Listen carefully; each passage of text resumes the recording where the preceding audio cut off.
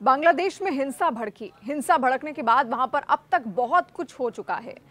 नई सरकार आ गई, नई सरकार में नए प्रधानमंत्री चुन लिए गए, लेकिन अब जो वहां पर हो रहा है उसके बाद ऐसा लग रहा है कि बांग्लादेश अपने ही पैर पर कुल्हाड़ी मार रहा है। ऐसा क्यों, अब आप यहां पर समझिए। लेकिन उससे पहले अगर तमाम न्यूज़ अपडेट्स के लिए आपने न्यूज़ 18 इंडिया के यूट्यूब चैनल को सब्सक्राइब नहीं किया है तो चैनल को सब्सक्राइब कर दीजिए और बेल आइकन दबाना ना भूलिएगा। मोहम्मद यूनूस के नेतृत्व वाली बांग्लादेश की अंतरिम सरकार भारत के साथ हाल में किए गए सहमति पत्रों यानी कि MOU की समीक्षा कर सकती है।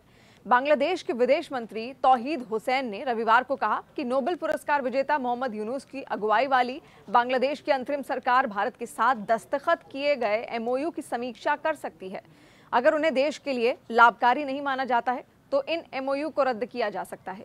अगर ऐसा हुआ तो ये बांग्लादेश सरकार का खुद ही अपने पैरों पर कुल्हाड़ी मारने के बराबर होगा। बहरहाल केंद्र सरकार के सूत्रों के मुताबिक इन सहमति पत्रों की समीक्षा के बारे में कोई आधिकारिक सूचना अब तक नहीं मिली है। पीएम नरेंद्र मोदी और बांग्लादेश के तत्कालीन पीएम शेख हसीना के बीच 22 जून 2024 को 10 समझौतों पर हस्ताक्षर किए गए। इनमें से कुछ प्रमुख समझौते हम आपको बताते हैं। बांग्लादेश के नागरिकों को मेडिकल ई-वीज़ा की सुविधा देने का ऐलान किया गया और इसके लिए भारत सरकार बांग्लादेश के रंगपुर में उप उच्चायोग खोलेगी।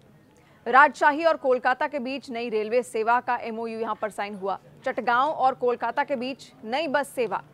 इसके अलावा गेदे, दरसाना और हल्दीबाड़ी चिल्हाड़ी के बीच दलगांव तक मालगाड़ी सेवाओं की शुरुआत की जानी थी।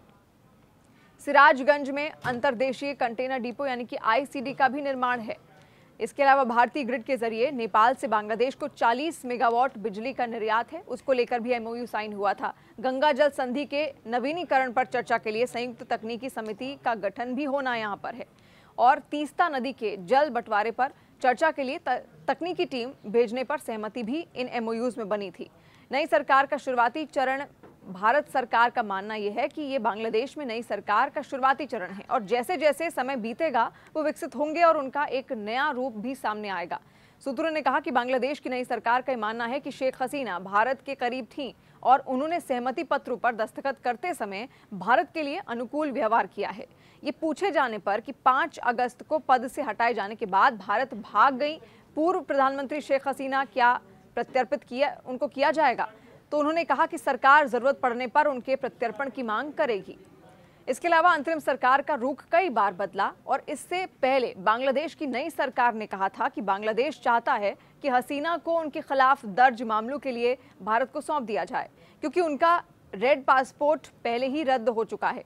सूत्रों ने यह भी दावा किया कि भारत सरकार हसीना को सौंपने पर तभी विचार करेगी जब उसे ऐसा कोई अनुरोध हासिल होगा।